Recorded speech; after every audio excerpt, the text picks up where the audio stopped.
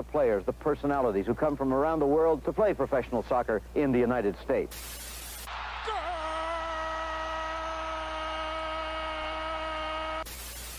Go, go, USA! Oh, it's incredible! In a world where some call it football, football, or soccer, they dare to call it foosball. One thinks New York is blue. The other thinks New York is red. Soccer in America from a German perspective. Let them put some sauerkraut on your hot dog and join them for the Schnitzel Boys USA Hour. Well, hello. Hello, Bjorn. Good evening on this fine Tuesday. We couldn't come yesterday, but here we are. And so it's a twofer. One show. I was wondering which open to pick, but I picked the US one because that makes me chuckle. Yeah, and I think, that's my fault we didn't meet yesterday. Oh, excuse me. It's not, we're not pointing fingers here on the Schnitzel Boys. But so we're here on Tuesday, and boiling into an hour because we only have one or two things to talk about, the Germany hour. And I guess we have 3 or 4 things to talk about, the USA hour, and there's also some merger talk a little bit. Not to worry though. We will find ways to go on. The main theme though today, at least for the first half, is black and gold. It was black and gold day on Saturday, and I had 2 big finals lined up, and I was disappointed twice. Yeah, they were pretty forgettable. If you were rooting for the yellow and black, it's funny. You were like, we were texting earlier, and it's like, well, we could just do a USA hour. There's really nothing to talk about. And you were like, well, there's the Champions League final. I was like, oh yeah, I immediately, completely. That's in the past because that was just so kind of predictably sad. I hated feeling sad for Bayern against Real Madrid. I hated feeling sad for Dortmund. I don't usually, as a Bochum fan, I don't like those teams necessarily, but you had to, I don't know, the Real thing, it's sort of, obviously... You have to pick who's the devil here, right? If there's a real devil here, who is it? And the answer is Real Madrid. I think it really is right now. Barcelona, they knocked off Barcelona. Barcelona's supposed to keep them honest, and that's going to be difficult for them. And then all these other clubs are supposed to keep them honest, but it's like, no, they just keep winning. And they won this year, and literally when they were asked, like, how does it feel? They'll just be like, yeah, another one. The next day we go. Like, they don't appreciate as much as any other club does. They appreciate the least because they've won twice as many compared to any of the other ones. And it was sad to see the team that didn't respect it win the title. I guess they earn it because they have such a great team and they have a culture of winning and they know how to win it. And then they got past Man City by defending so well.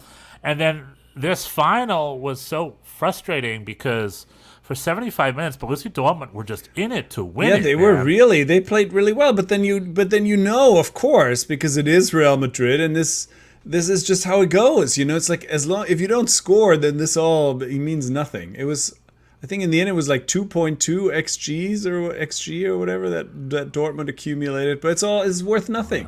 It doesn't mean anything unless the ball goes in. Even a 1-goal lead, that's usually how it goes for them. They give up one and then still win. So the longer this went on, you were like, it just had this feeling of inevitability, and then it came exactly the same way that we expected, or I expected. There is a feeling in soccer, and tell me if I'm an idiot or what, or if you know what I'm talking about. It's like usually when you see a game and there's an underdog coming in, and if they come out swinging and they just dominate and hold the ball, the longer they don't score, the more I feel they're going to lose. Like, how do I say this? It's going to be stupid. Like it's like, take advantage of it now. You have to score in these 70 minutes. you gotta make it count. Yeah, because if you don't score in the 70 minutes, the other team's going to get you a winner at the end, and that'll be the end of it. because they like there's is that unique to soccer? There's just such a feeling about that where it's like hitting the post and they're running and they're having the ball and they're going out there and it's really exciting at first, but by minute 45 or by the beginning of the second half, you're just like, okay, this is bad. You're gonna regret missing these chances. Yeah. You're just gonna regret all these opportunities because the other team's just waiting to do their goal and then finish the game. I just feel that is a type of game that exists in soccer, right? It's like a thing. Well, that it's no, for sure, and it's the I mean, it's sort of the blessing and the curse of the low scoring game, you know? Like, I mean, people say like, oh, goals change games, and it's such a cliche, but it's true. It's like if it goes in, then everything's different, you know? If Dortmund scores an early goal, everything changes. Then the whole game, you know, I mean, this is why you always have to take these stats of like XG or possession, etc., with a bit of a grain of salt, because game states are so important. Like what the result is at any given moment has such an influence, obviously, on how teams play. So, you know, if Dortmund had scored one or two, obviously that would have made a big difference. But they didn't, and then you kind of get that feeling of, oh, here we go again, and sure enough. A psychological effect. Yeah, and, you know, Dortmund came out swinging, played well, played proud, played their fans proud. I don't know. I'm probably forgetting a couple words in that sentence. But at the end of the day... we understand. We understand. They played their fans proud. Whatever that means. I mean, it was at the end of the day, the more winner who was supposed to win won. And Borussia Dortmund had a good... They were finalists. The Dortmund fans flooded London. They had another end-of-season party to attend that was, again, disappointing for them, like last year. Saved Eden Terzic's job, presumably, this Champions League run. He gets another year, which he probably wouldn't have without that, for finishing fifth. Although, how much credit do you want to give to his coaching staff additions mid-season? You know, there was definitely a clear before and after with that shift when he added those staff members. Like, I forgot who he added. Two new coaches were sent to his coaching staff to sort of help him out, and there was a clear before and after for that. You know, I still feel Borussia Dortmund need a more veteran coach, but, you know, like I said, he led him up to 2 finals. He can't. If you're doing well, you deserve to keep your job. But you know, that's Dortmund. Dortmund had a weird week leading up to this final. They did make it easy on themselves. They had 3 omens. Are you talking about the sponsor? 3. No, well, that's one, but there's 3 omens that led up to this week. Oh, tell me. And they did 3 things wrong. And it's like, what are you doing, Borussia Dortmund? Okay. First and foremost was, Tuesday before the final, they signed a huge sponsorship agreement with Rheinmetall, a German super war arms manufacturer who's building war machines for the Russia-Ukraine conflict, or like in response to the Russia-Ukraine conflict.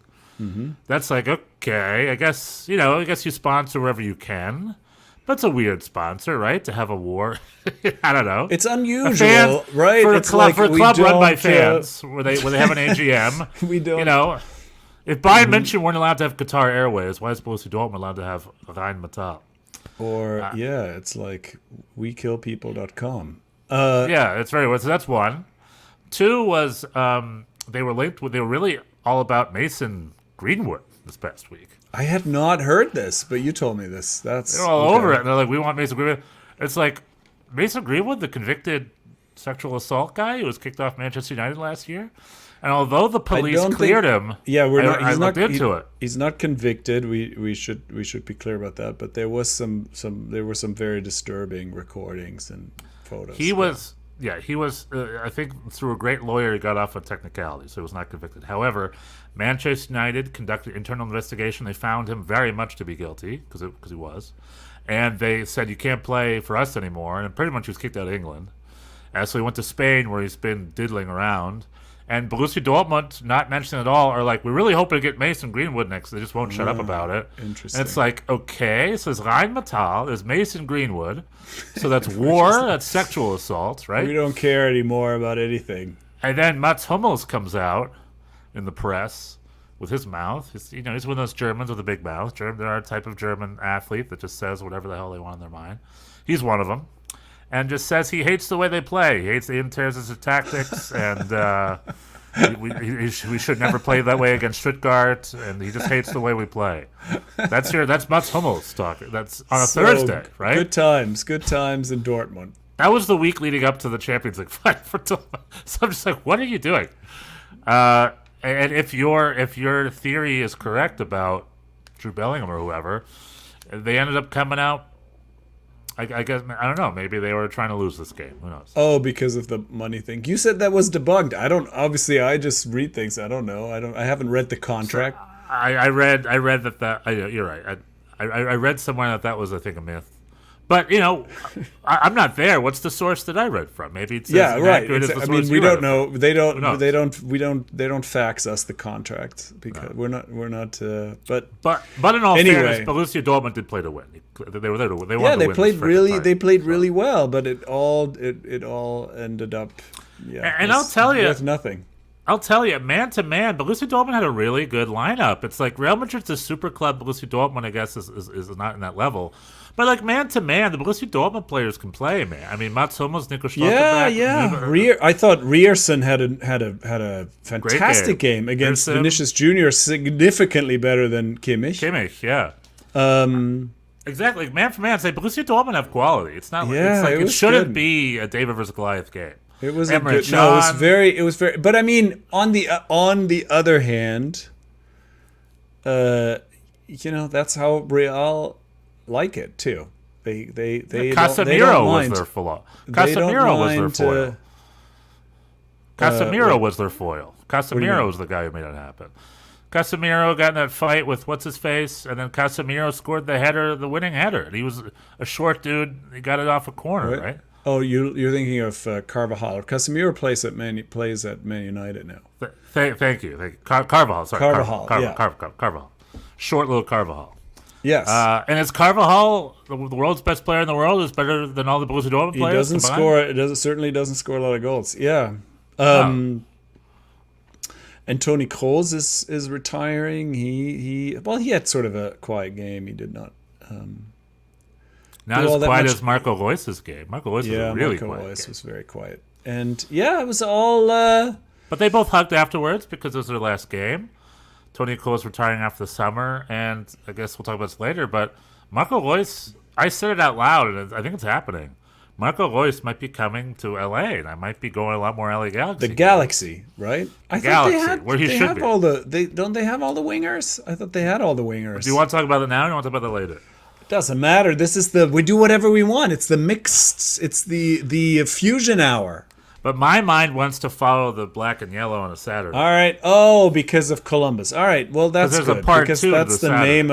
name of the episode. That's very good. Very good. We're going to stick with your train of thought. We're going to come back to Marco Reus later. My ADHD needs to track sometime. I need to track sometimes. Listen, I'm all about it. Or else I get lost. So Borussia Dortmund, and then, the CBS broadcast was lovely, and Jamie Carragher and the Dortmund fans. I love all that. So just CBS Sports and Paramount, they're a gift to Champions League coverage. They really have done a good job. That is true. That is worth acknowledging. We make a lot of, and rightfully so. There's a lot of stupid announcing out there. It can be done right. It can be done right. It can, give credit where credit's due. CBS and Paramount Plus have been great. Yeah. And NBC Sports does great with the English Premier League. It's not like it's all bad. And then less so, in my opinion. But I don't watch it as much as I used to, I guess. But from what I remember, they did a pretty bang-up job over at NBC. Didn't they? Because when NBC had MLS for 3 years, it's it was not 3 bad. glorious There are years. some of there are. I think the studio people I mostly like. Right. Of NBC. The two Robbies and the host are very good. Yeah, and Tim Howard and Rebecca Lowe, and it's some of the pundits I don't care for. Andy Robertson being the chief offender. Like, there's just a lot of like. Are those in house or do they just get them from the feed? No, they got their own. They don't get it's not the feed. They have their own people. Do they ever NBC. show guys on the feed? No, right? No. But that's also part of the quality too. I understand you're saying that the actual talent they choose is whatever, but it's quality anyway. Long story short, Paramount Sports and thumbs up. CBS, right? Because Rob Green and Clyde Tisley, and then their Kate analysts, Abdo Kate Abdo can do no wrong. Can do no wrong. They are genuinely, they do a lot of zany, but Right. they are genuinely funny a lot of the time. I mean, They're copying the NBA thing. They're copying Charles Barkley and Shaquille O'Neal have set a precedence. yeah. And CBS Sports is the only one who've successfully recreated it. And it's not just them. They have whoever the producer is gets plaudits because they have a British version and an American version of the same thing, and they're both great.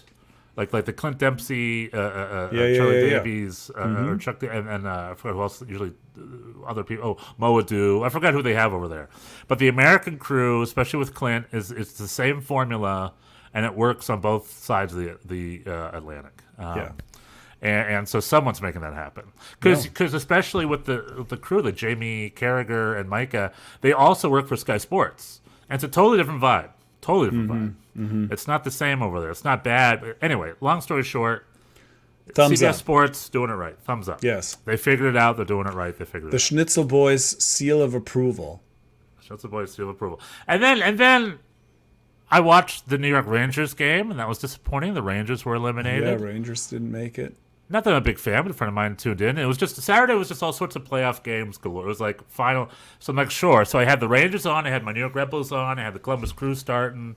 Dortmund just finished. It was just such a sports Saturday. There's a lot going on, yeah. And a whole slate of MLS games.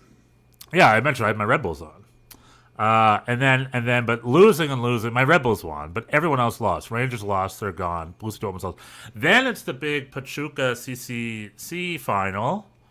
Columbus Crew had their altitude training all week, and they're getting Spoiler alert, though, everybody got diarrhea. Everyone got terrible. I was debating whether I should start singing the diarrhea song, but it's too immature, I guess. I don't know.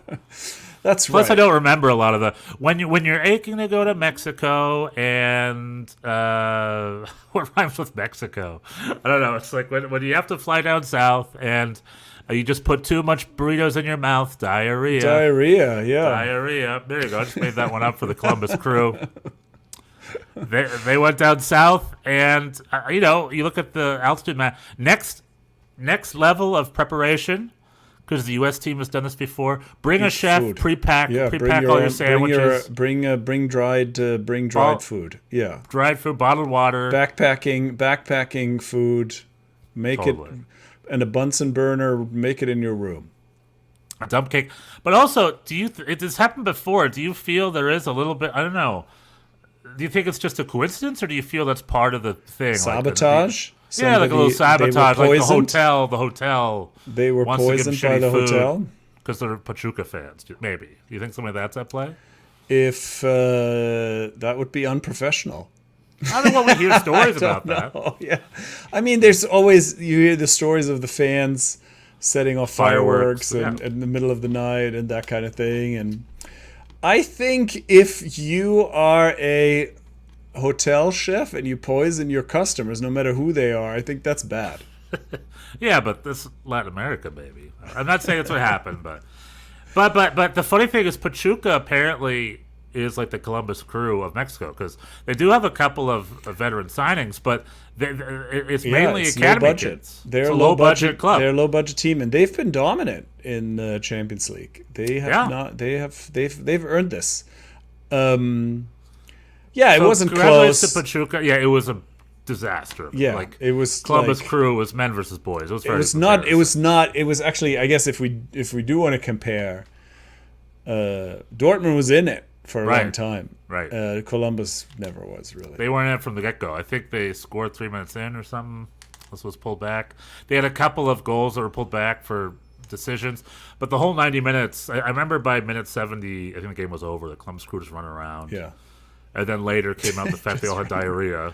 Imagine what that's We like to were run all- around with bubble guts like that in a Oof. big game. Ugh, I don't feel for them. But it was a big game, and they weren't up for it. And they get a silver medal, and they lost.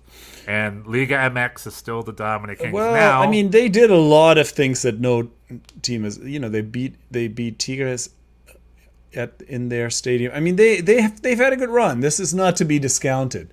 no, but, I'm not. But Liga MX wins the CONCACAF Champions Cup every year still. Yeah. All right. Seattle Sounders is now still the one exception. They're not the rule. Well, they're we'll the see what happens with the Leagues Cup.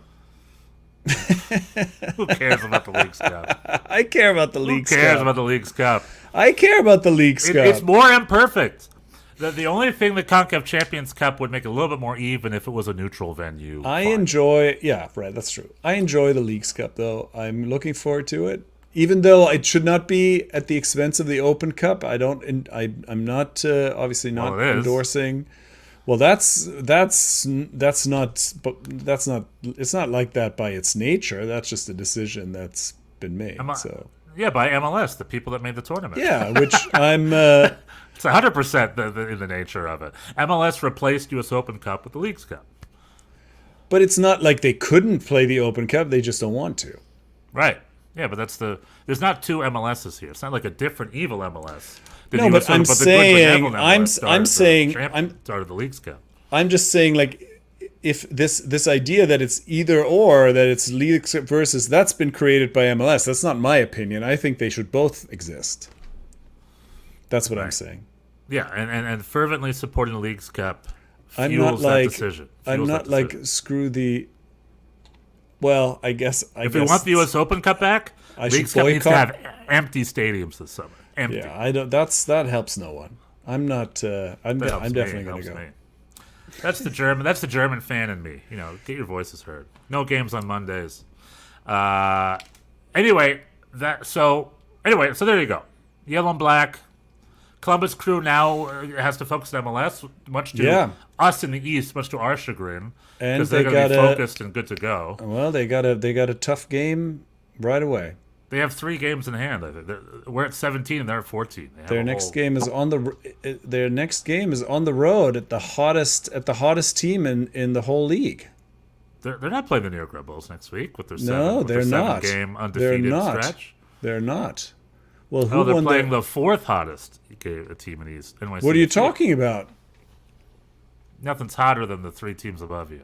We are the hottest. We have Okay. we've won 7 out of 8 or whatever. Yeah, but we're 7 in a row, and we are the only team left in the East you have who not hasn't won. lost. You haven't We're the won only 7 team in the a East row. who has not lost at home yet. The only team left.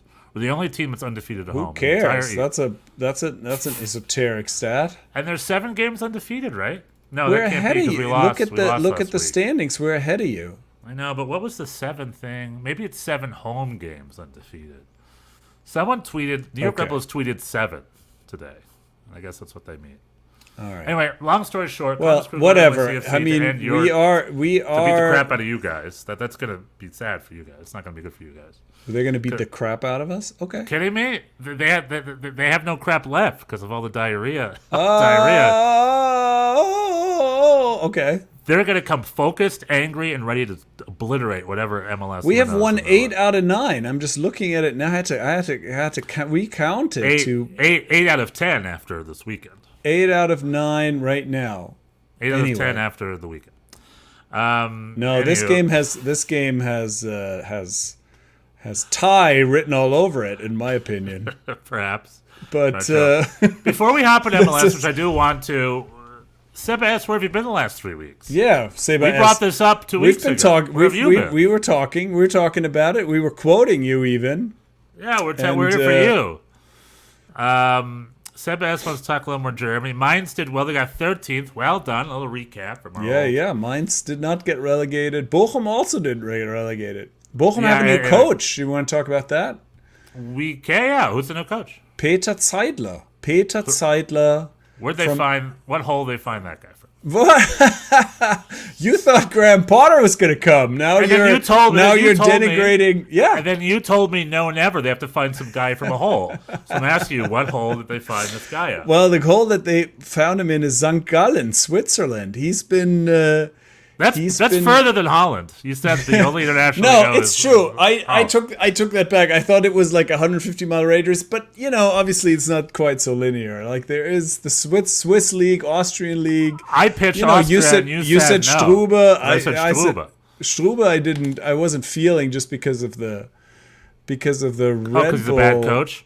But you saying Bochum couldn't afford train fare for Strube to get from Salzburg up to Zurich? No, I just think It's $20 if you book it a week in advance. the whole Red Bull philosophy. I just don't think that jives with Bochum. Anyway, they went with. You're right, but that philosophy drives with any poor team. So in a way, it's not bad. So in that sense, perhaps, well, maybe it was a possibility, but it didn't happen. And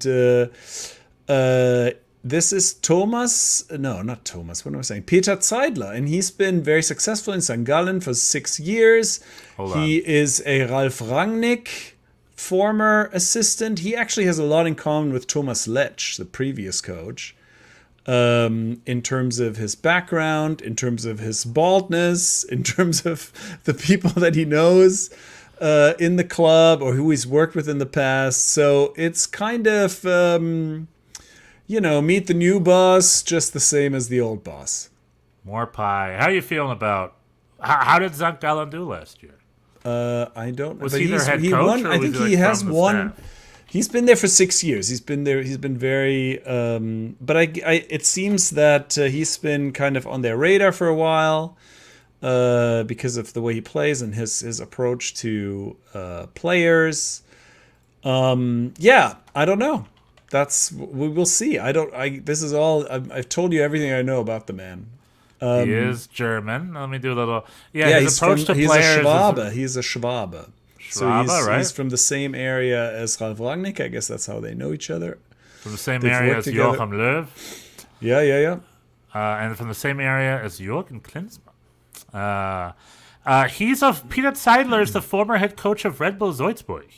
Ah, okay. What are you talking about? So there is a connection. All right, never mind. Yeah, and with the Rangnick thing too, I guess. Yeah, so take it back. It could have been Struber. Thank God it's not.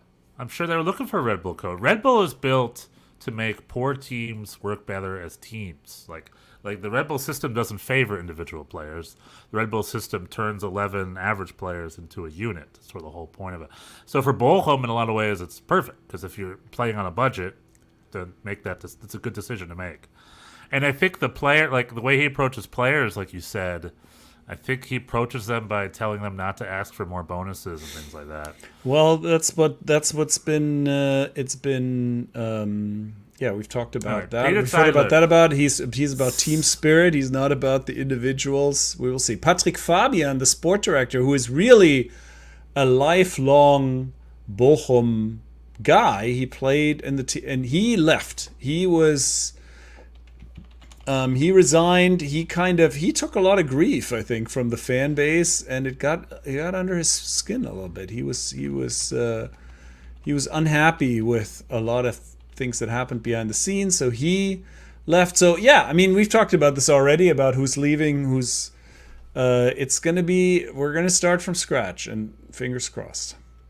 Yeah, Sebas S can't believe Bochum escaped relegation. Listen, I couldn't either. I could not either. I would not have bet 10 cents about that happening, but here we are. And Düsseldorf, tough. It was a great end of the season. Sebas wants to predict who's going to be relegated next season. Mainz is going to the Europa League. Sebas is, hope springs eternal, Sebas. Yeah, it's looking good for Mainz. This is the time to dream. Summer is the time to dream about your team. Your only thing is what? Yeah, it's silly season, time to dream. Yeah, the only prediction I have is Heidenheim's going down next year. That's all. Other than that, I don't know. I'd love for Holstein, Kiel, and St. Pauli to stay up. The second year, das verflixte zweite Jahr. And if your pattern is correct, Bochum, finished 13th, 14th, now 16th, right? I mean, I think they are, until proven otherwise, are definitely among the top candidates to go down for sure. They're losing players, the replacement coach. Losing a lot of players, having a new coach. We don't know what's gonna, who these replacements are gonna be. So yeah, Schlotterbeck. Yeah, I have to say it. I think Bochum's up for the Axe. So if I had to choose, Heidenheim, Bochum get the Axe next year. If I had to choose. That would be my educated guess, I think. Sebas is giving us 15th or 14th. You're very kind. Excellent. But you know what league doesn't have relegation? That also happened over the weekend. As we are merging from Soccer. Germany. I guess there was a Germany friendly against Ukraine. Are you talking about the Major League of Soccer? Talking about the Major League Soccer. Germany did play Ukraine real quick, and Germany plays someone this Saturday. I forgot who they play. They play someone this Saturday. I just looked it up a second ago. But that's just prep games. We'll get deeper into the Euro preview next week. we did not get a lot of answers because a lot of the people weren't there yet, obviously because of the final. So we had waiting on some folks. the back line. You know, we had Neuer starting. I guess Ter Stegen is not into it, but here we are. I would, yeah. He really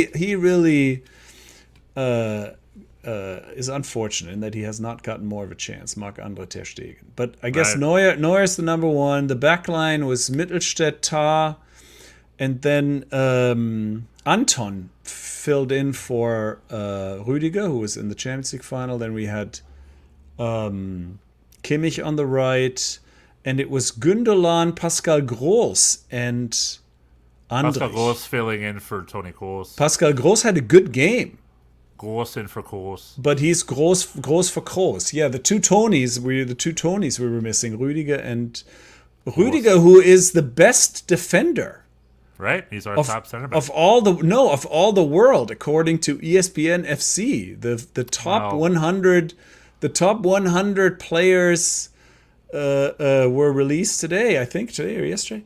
And the number one of them all, the number one defender, according to that, is Tony Rüdiger. I was like, really? Okay. Well, That's we're odd, because players who didn't play in the 90s in England, they have no knowledge of at all. Their entirety knowledge of football is English football from 1995 to 1999. That's the Wait, no, this is. expertise on the I ESPN mean, FC it's panel. current. Oh, right. Well, I I'm think just there was making a. fun of ESPN FC. Oh, I It's see what you're saying. Yeah, no, fair enough. Yeah, I don't rate them either. But that was. Tony that was Rüdiger. just a. He was at Ipswich Town in '99. Who are you talking about? No, he's a center back for Real Madrid. Real Madrid what? Well, Real Madrid must be good then. Number Yes, one. good. At the end of the day, as long as Everton win, Anyway, that's my opinion on ESPN FC. Anyway, yeah, no, fair enough. This was the website, not the studio show, but yeah, still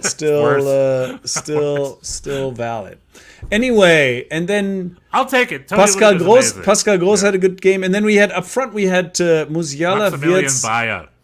Maximilian Bayer's very first game. He's the one who had that chance off the post. We hit the post. Well, over he and came over off and the over he came off the bench, and he was also very good. I was going to say that. Yeah. The front line was Wirtz and Musiala and Kai Havertz. So the questions for me, I guess, were: is it Havertz or Füllkrug? But I guess that's not really a question. It's Havertz. Nagelsmann likes Kai, and I think I Füllkrug would. wasn't there because he was He also was one of those right. guys That's what I was waiting saying. We weren't going to Right. get these answers anyway, but it seems like Kai has been preferred anyway. And then really the question is Musiala, Wirtz, Sané, pick two, but it seems like fitness will decide because Sané has a little bit of a knock. Musiala and Wirtz also were carrying some, but they both played. But I mean, the front line there's many options. But Max Bayer looked good, huh? Coming off the bench. He had a great chance. And they play Greece this Friday for the next warm-up friendly. Right. We'll get a little deeper into them next week, I think. But, despite him not scoring, unfortunately, that is an issue. No, not scoring, the same Yeah, issue. that's Play just- it's but just they been still that were way. very dominant. They hit the post a billion times. They had, it was still like, all right, I don't feel bad. I still feel fine. We'll see. We'll see how it goes with Greece. And then the other, I guess, if we're still talking Germany, I don't even know if we should bring this up, but German broadcaster ARD, did you read this? No. Did something very, very irresponsible. I don't even know why. They're just stirring the pot. The German press likes to stir the pot, I guess, Bjorn. Would that be your assessment of mainstream German football I think so. They like But to. you expect they this like from Bild, but not ARD. ARD released a survey that said 21% of Germans want a whiter squad. They want less black people on the German national team. Oh boy, what? Isn't that irresponsible? Why did they write? What producer wrote that survey? Like, what are they doing? What is that?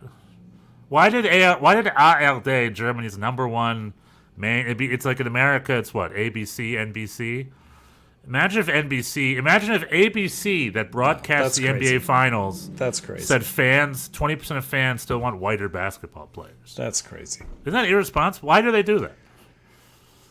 Someone for should be clicks, fired. you know, for clicks. I mean, there It was is on TV. Someone should be fired over there is a cynicism has been sneaking into the German media over the years, especially in sports. I think with news, there's a little bit more, but with sports, it's like this kind of anything goes almost. Yeah, that's no good. Shame on you, ARD.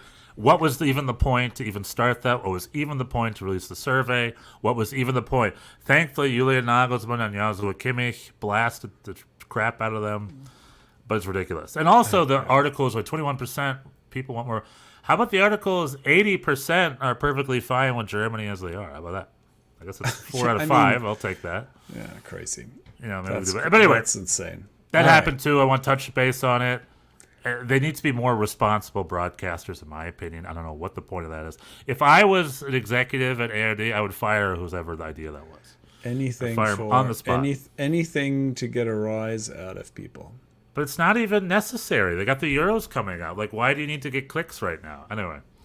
Anywho, that happened. But MLS also happened over the weekend. My New York Red Bulls beat Orlando City 1-0. NYCFC has been hot. You know, We had a game on Friday. It was crazy. Maxi Morales is back. He had an ACL injury he came back from Mexico. No, not from Mexico, from Argentina. He left our team to go back home to Argentina. He wanted his kids to see him play in his homeland, but I guess after doing that for a year, he felt like that was overrated and was like, I'm coming back. And he came back. he missed the bagels. Immediately walked into the starting lineup, and then I think a couple of games in, horribly injured his knee, ACL. But even at age 36 or however old he is, I think he's older. Isn't he 38 or something? 37, 30. I think it's Let me look at 30, that. 36 or 37. And he 37. came back after 9 months, which is pretty quick for an ACL tear. At that age, too. At that age, or really at any age, I think anything less than a year, you're feeling pretty good. This time did not walk into the starting lineup. He came off the bench in a game that was very tight. I think it was 1-1 at the time against the lowly San Jose Earthquakes, and then the floodgates opened, and he just. I mean, Cushing was talking about it afterwards, about there's just certain people. You know, he is not. He's tiny. He's like 5'2" or something. He's not fast. He doesn't dribble. I don't think I've seen him dribble past anyone in the entire time that he's been at NYCFC. So he's all about managing tempo and passing. And he's from the vein of the little number 10s, the little South American and number that's 10. But he does that. I mean, it was and Messi. Yeah, exactly. Well, Maradona also was a dribbler, and I know. I guess Maxi Morales is not. But it was just incredible. It was just incredible to see how he managed the pace of the game and gets everybody in position, and then the game ends up 5-1. Alonso Martinez comes off the bench, gets a hat trick. But hold on, it was 2-1 at the 80th minute, right? Isn't that sort of the story? It was like 2-1, or was it 1-1?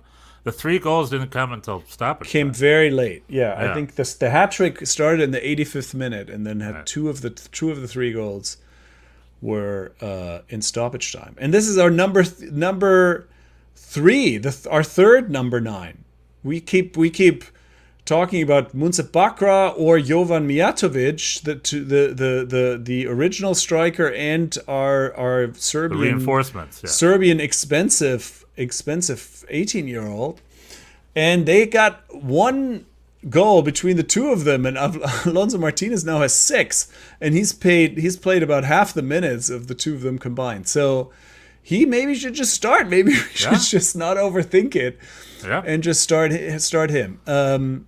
Definitely. Yeah, I'm all about that. I'm all about that earning was your keep, So that was fun, and that was a Friday night game. So on Saturday, I didn't have to watch the Red Bulls. I didn't have to stress. Yeah, I watched some of the Red Bulls. The Red Bulls got a little fortunate that Pedro Gallese decided he didn't want to save that free kick from John Tolkien, which was. You know, you're putting that free kick on Pedro Gallese, not on John Tolkien. Oh my God! Look at that! Look at it again. Yeah, I did. He looked at it 3 times. He did get his hand to it, but he was in the corner. It was basically great free kick from John Tolkien. okay. I mean, watch it again. It didn't. What do you say? You're saying it went into his hands and he spilled it in the goal? Yeah, he should have. If you asked him, he would say that he should have saved that. El Pulpo, Pedro, they said over and over and over again at the thing. No, John Tolkien. Pedro Gallese. This is. I was going to talk about goalkeepers a little bit. Sure. Please, The celebrity. I'm watching this. Let me see here. The celebrity goalkeepers. I'm looking at the free kick again. I'm going to look at it right now. John Tolkien placed in the corner. No, placed in the top right corner. I don't know what Top the right, but goalkeeper it's was supposed to the do with goalie. It's the goalie's corner. It's his corner. He's right there. that. He got his hand to it. well. The free kick was too good. I think you're not giving John Tolkien enough credit. Okay. Well, I'm gonna look at it again. I close mean, up. I am Top not corner. I am not one who can argue with a Homer take. I'm the king of Homer takes, so I won't I won't argue with you too much. But I think Yeah, I mean, sure, it's his corner, but if we start the argument that goalkeeper should have had it, we could talk about that all day with all sorts of goals. You know what I mean? I just don't understand. well, I think when it comes to Pedro Gallese, I think that's true. He's had a really rough year, and he's the Peruvian national El team Pulpo. goalkeeper. And he has been squid. he's been great over the years, but not lately, and he has really cost his team Or is it octopus? a lot of points. And who was the other one that I'm Octopus. who's the other one that I'm going to mention in this context? Similarly hyped and underwhelming. Talking about the Chicho Arango, getting Chicho Arango off-footed of whoever the Oh, other that guy was Brad Stuver, former NYCFC backup Brad Stuver. Yeah, that wasn't. Yeah, he had that was a rough one too. Great goal, though, from Chicho Arango. Although actually in that case, I would give him a break because if you look at that, like Chicho Arango, he no-looks that entire thing. There is never a second where you get until he hits it. There's never a second where you're like, oh, he's thinking about like it's a totally no-look shot, and Yeah, that's it's a great goal. and that's pretty cool. Although Brett Stuver would say that can't happen. But Is the other goalkeeper Roman Berkey, who let 3 past him against Inter Miami over the weekend? well, I think he's been. I think those were not on him. I don't think. No, I'm thinking of Zach Is it Brad, Steffen. is it Brad Guzan who left a goal and let his coach? Hold on, I'm still playing this goalkeeper. I'm going through all of them. Was it Brad Guzan Yeah, I mean, who I let a think- goal go past him, and then Gonzalo Pineda lost his job over the I weekend? think there's a lot of mediocre goalkeeping in MLS. I would say that. Don't let me interrupt your Zach Steffen. No, I was going to say Zach Steffen. Zach Steffen, who came back from Europe to Colorado Rapids, and who said it? Tom Bogert. He's like, oh, he's immediately a candidate for goalkeeper of the year. I was like, don't get ahead of yourself, man, because he ain't that good, and he's been pretty poor for them. And I think statistically, the two of them. Because I was looking at this because NYCFC's Matt Freese, who really out of nowhere is having himself quite a good year, and he has. He's benching Luis Barraza, right? Wasn't Luis Barraza signed to be the starting goalkeeper? Well, he was. I mean, we were never. Most of the fan base were never 100%. He had some weird attitude. He had a somewhat unearned confidence. Luis Barraza, he felt like he shouldn't be the backup. He's from the In minors. the last year of his contract, he felt like he was kind of demanding more playing time when Sean Johnson was still there, and then he just couldn't deliver. And Matt Freese took the job fair and square, and has now, I think statistically, has let in 5 fewer goals than expected goals would suggest. So he's outperformed.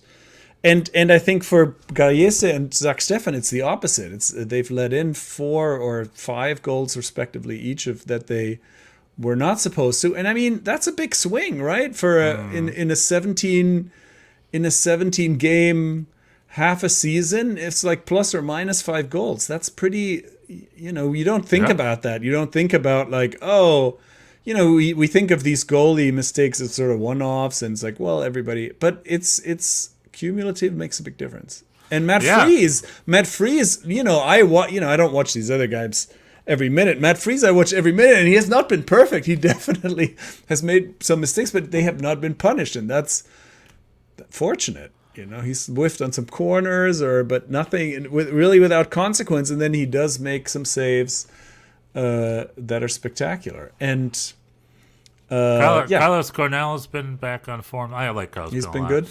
He's going to play for Paraguay at the Copa America this summer, so we're going to lose him for a bit. And we're back to our faithful number 2, Ryan Meara, who's the longest tenured Red Bulls player on the squad. He played for NYCFC for a year, and he had a howler. He had a howler once. I remember this very well, where he tried to keep. We were playing at the Chicago Fire, and the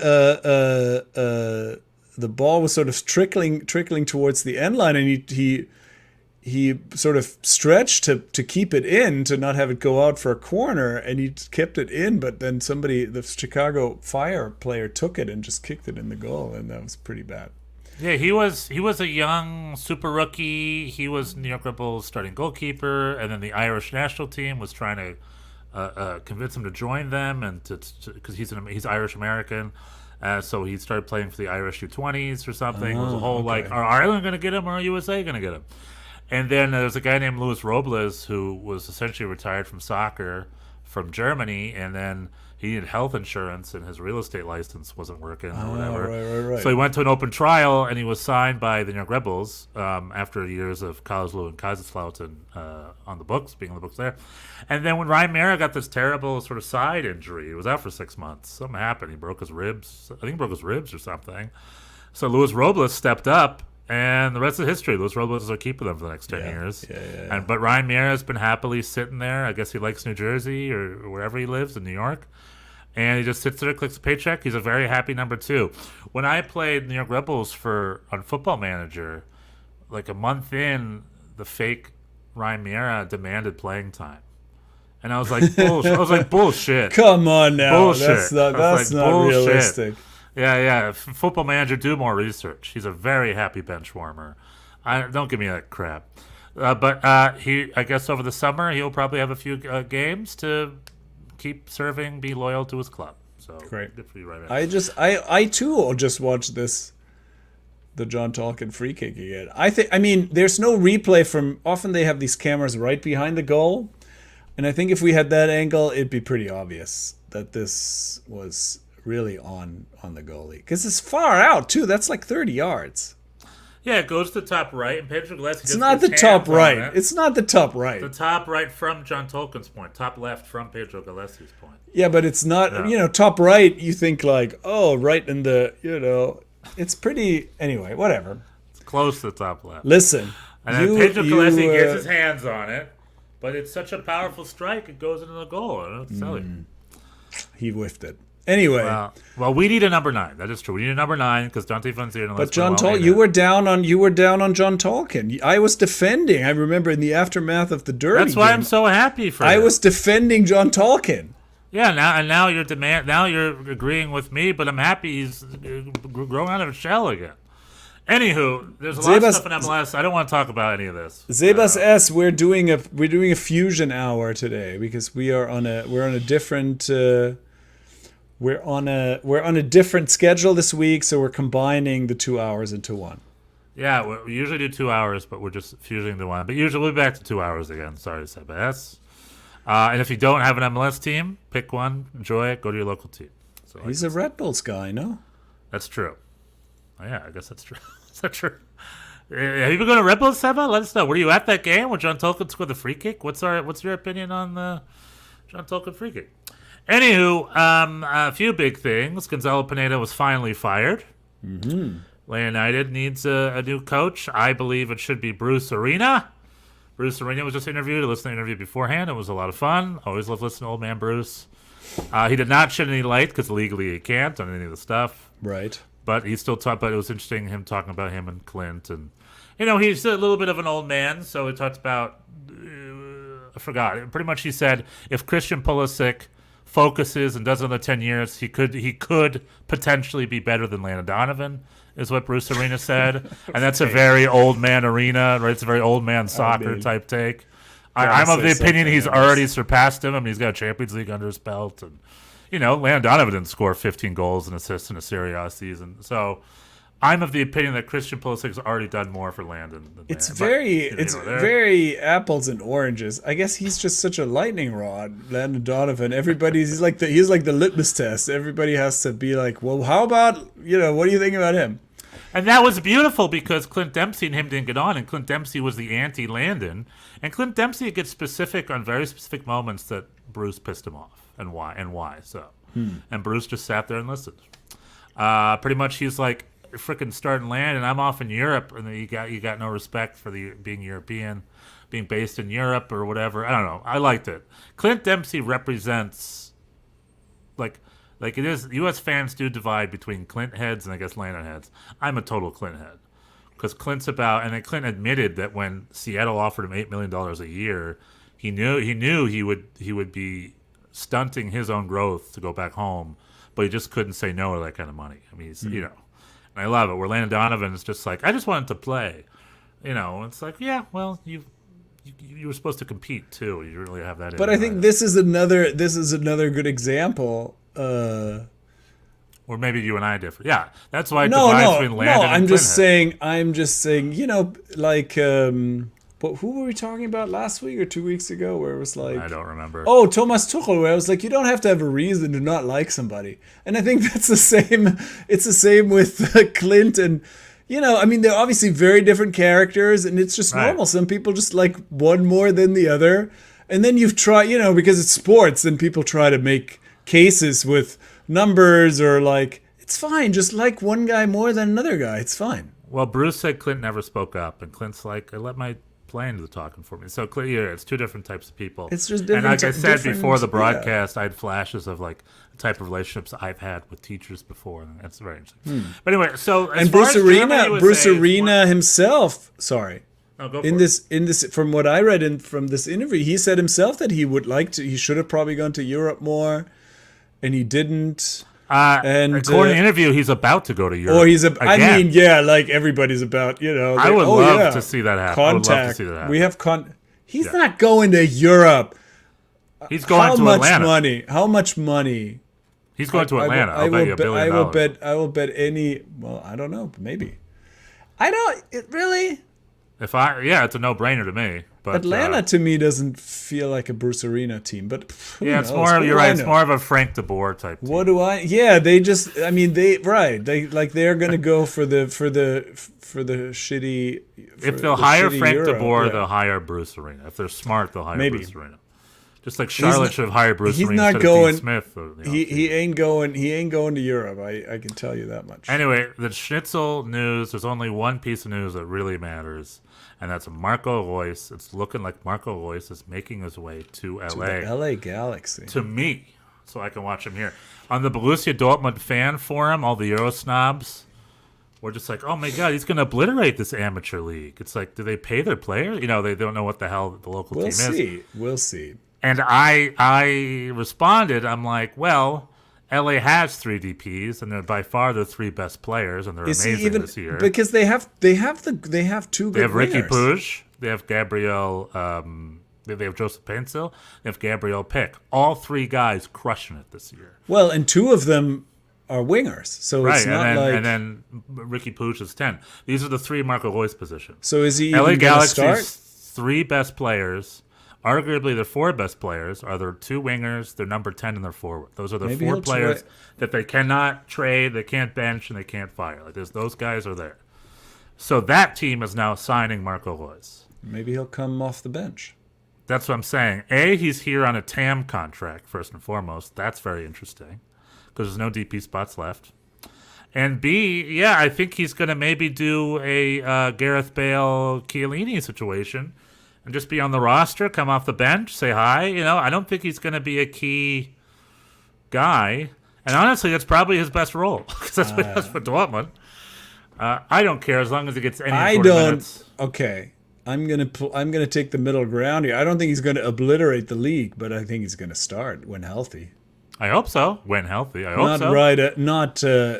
Not tomorrow, but. He'll need some time. He played a long season, but Yeah, I think. Do you remember Steven Gerrard to LA Galaxy? Do you remember the LA Yeah, Galaxy Steven Gerrard year and a half or whatever it was? Yeah, and he definitely started. It wasn't like It's the most forgettable year and a half in LA Galaxy history, I think. listen. And Steven Gerrard, who's never left Liverpool, it's not about the playing. I'm getting to a point here. Steven Gerrard, who never left Liverpool, he went to LA, hated it, and grabbed his stuff, went right back to Liverpool again. Marco Reus is a Dortmund man, right? Billion years. I guess he's not from Dortmund originally. I think he played Gladbach in his youth days or whatever. Yeah. But how is he going to do in LA? How do you Well, think you never it's going to know. be too You never difficult know for how him? these things. You never know how these things go. I don't. Yeah, I think he'll be good. LA and Dortmund are very different places. I don't think Steven Gerrard was that terrible either. I mean, it's like the Pirlo Lampard years. People are always, oh, those were flops. I don't know that they. I mean, Lampard was hurt a lot. Anyway, we'll see. It'll be a pleasure to see. It'll be a pleasure to watch him. I, for one, am excited. I hope that, although it makes no sense, like if I'm a guy who's designing a soccer team, it doesn't make any sense. However, I'm excited for it because I don't care. I just want to see Marco Reus here in LA. I also am selfish enough where I think it'll be a little bit of a bump. Like the Germans will start coming out, which will be fun for me. But I think that's about it. It's not going to be a huge, like I don't think ticket prices are going to go insane or anything like that. I think it'll just be I think it'll be just right for me. It'll be I get to go see Marco Reus, but I'm not paying more for tickets, and they're maybe not. Maybe the German, maybe the flag guy will switch. Maybe he'll go. He'll start. No, he's a Bayern München fan. He's a Bayern München and LAFC fan.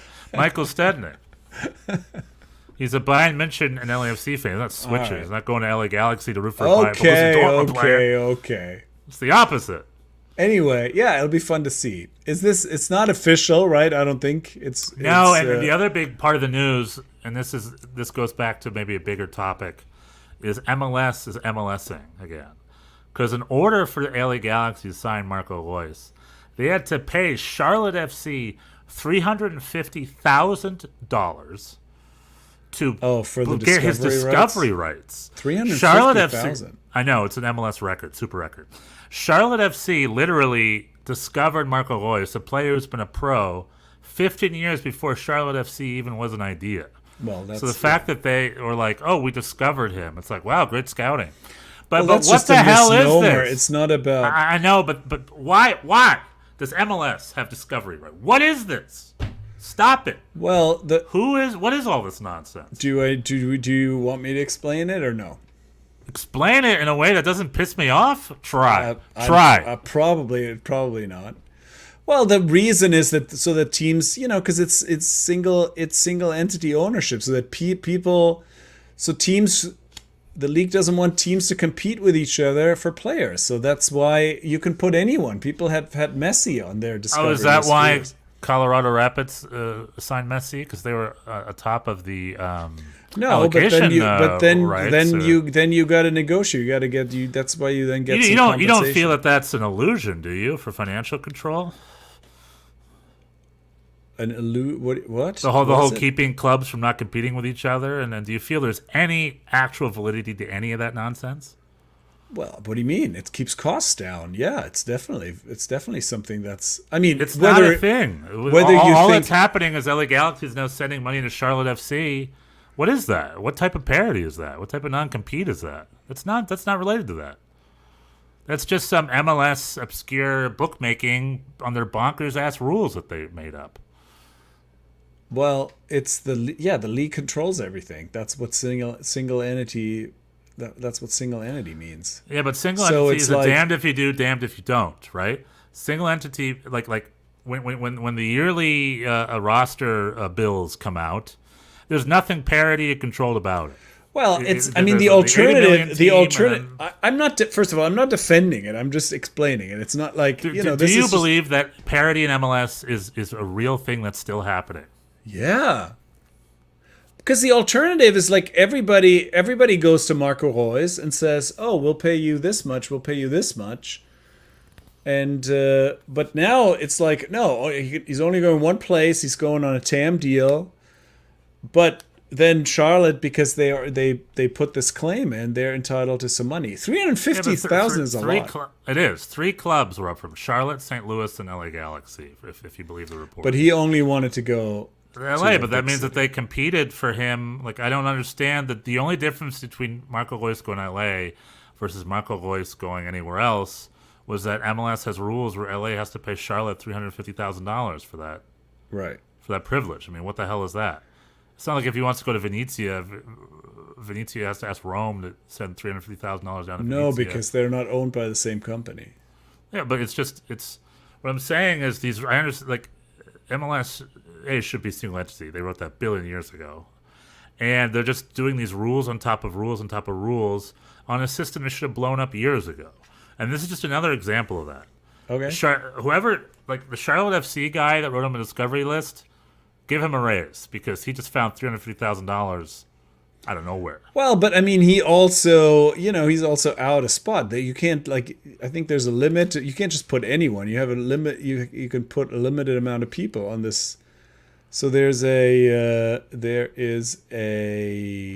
anyway, no, I mean, I'm not disagreeing with you. Why am I defending this? Yeah, that's what I'm asking you. You that's said the I whole could explain it that's to the you. whole setup. That's the whole setup. They have a single entity structure, but then they have these mechanisms to pretend that it's not.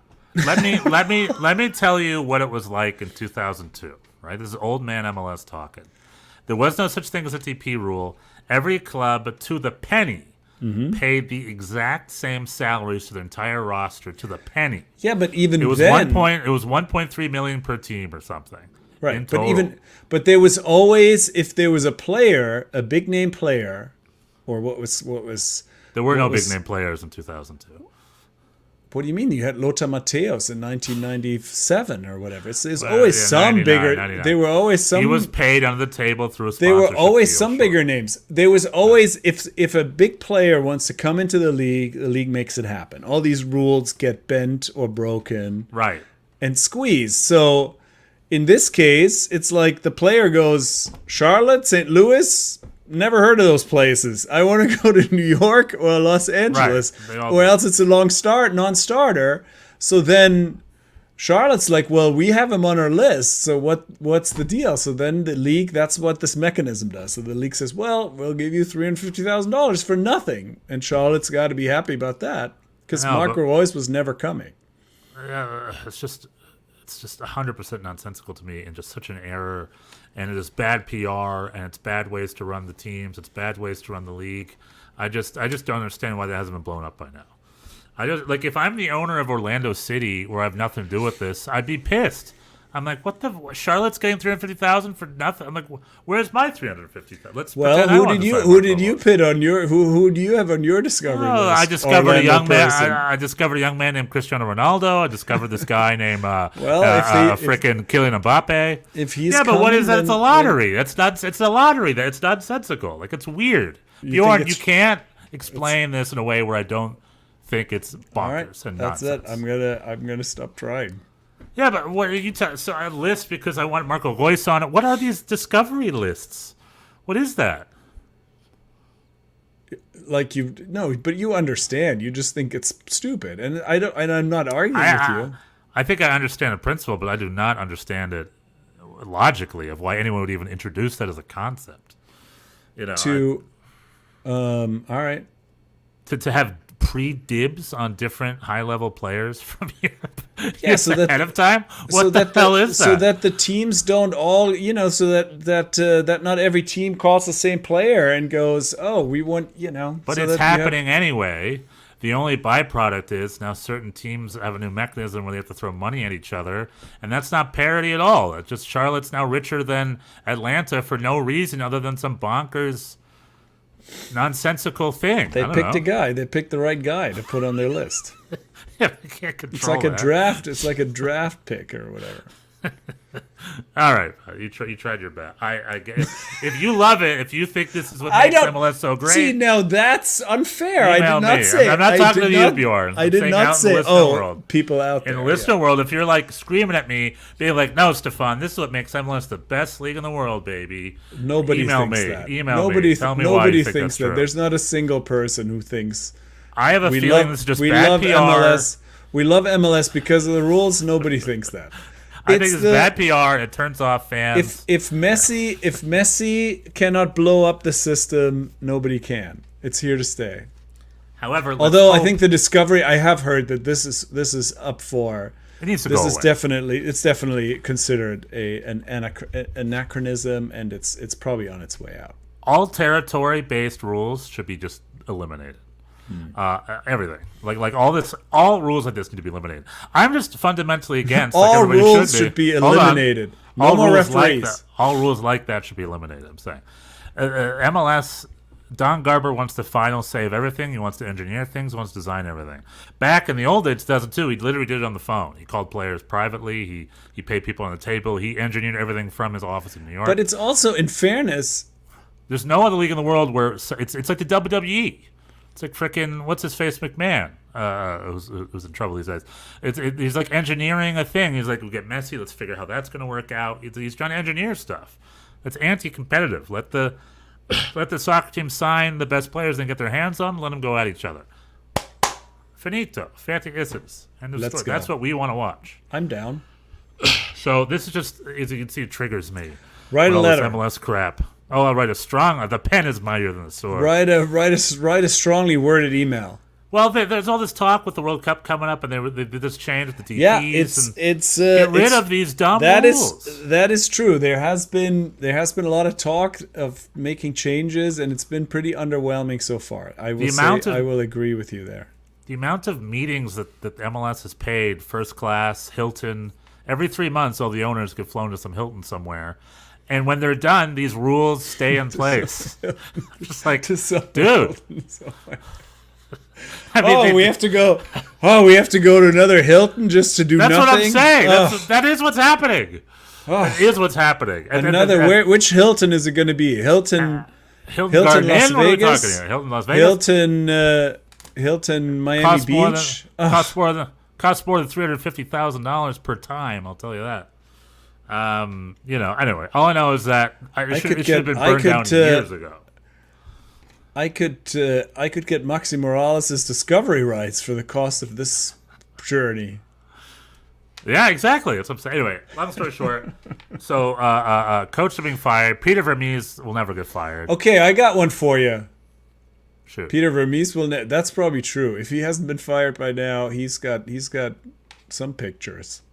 But Kyrie Shelton, New York City's first draft pick ever. Kyrie Shelton is now playing right back for Kansas City and is really struggling. Anyway, Okay. but here's the transfer rumors. You're just going to stand by and not talk about and not raise your voice. You're getting upset about obscure rules that nobody cares about. Meanwhile, Tim Ream to Charlotte? Yeah, what's wrong with that? I love it. Tim Ream, former Red Bull boy, has been playing in England, wants to retire with his gas lab. I think it's a great pickup for Charlotte. You don't want Why him? would I be mad? Why would I? I'll Bring gladly him back. take him, but Bring him back. former, I mean, you're right. Former New York Red Bulls play, like New York Red Bulls Listen. does not listen, bring listen, back listen. alumni. Come on now. Tim Ream is not just any old chump, okay? Tim Ream, because this is, these are the days. Give me any example of the New York Red Bulls bringing back an alumni, any at all. One. Well, I'll they take should one. make it. They should make an exception for this one. Well, I'm of the opinion they should have grabbed them all. Michael Bradley they missed, Josie Altor they missed, Matt Miazga they Miazga. missed. Now Tim Ream, they're about to miss him. No, I'm with you, but we should bring in our alumni. But unfortunately, the New York Red Bulls is like a development club, and they Tim signed him Ream young. made that team respectable defensively because they were a dumpster fire before he showed up, and they He were was one of our great dumpster alumni. and they were a dumpster fire again when he left. So But Tim Ream also deserves money. When these U.S. players come back, like if he went back to the New York Red Bulls, they'll take him, but they're not going to give him more than but I $300,000 mean, a year. he's 36 wants- years old. He's going to make more money than Marco Reus. No, but he's going to make Charlotte's willing to probably pay him a decent chunk of change because they've picked him. They want him. Versus the New York Red Bulls, we don't really need a center back right now, and we don't really need to spend money on a center back right now. We need to spend money on a number 9 right now. So it's a free market, as it should be.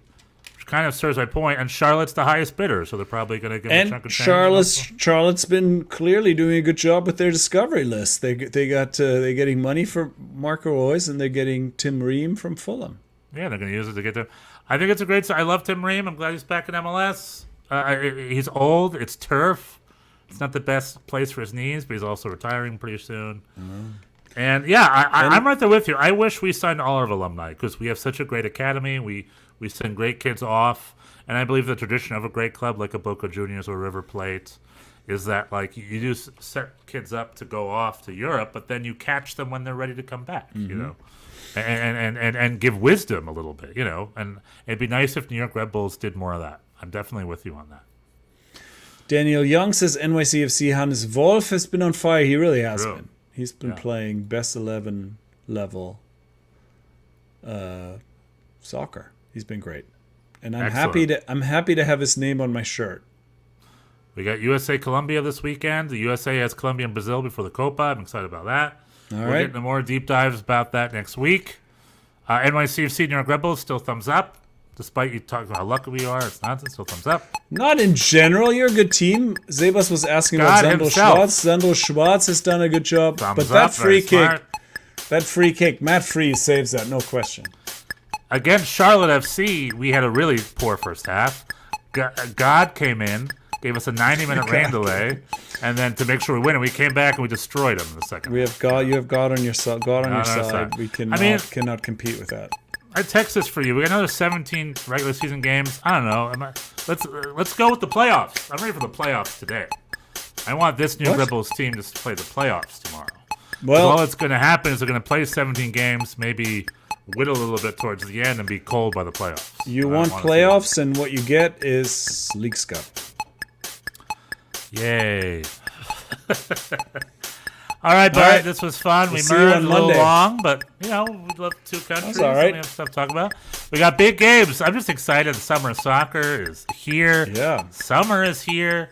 We got Germany. We got USA, MLS, Leagues Cup, right? We got to get ready for that. Leagues Cup, the biggest one. Will the Leagues Cup be during the Copa and the Euros? No, right? Wait a minute, so all the best players are in Europe and playing for the national team. There's some overlap. So the Leagues Cup will have all the best players be absent for their clubs. Is this correct? Mostly yes. Yeah. Yeah, I mean that's that's why that we were talking about that months ago when the big promotional graphic came out with Messi and advertising Leagues Cup, and it was like, yeah, Messi ain't gonna be there. He's playing Copa America. Yeah. I believe he's reporting in Argentina like this week. I think he's down in Miami right now. Anyway, see you all next week, boys. Tschüss. Tschüss. Nächste Woche.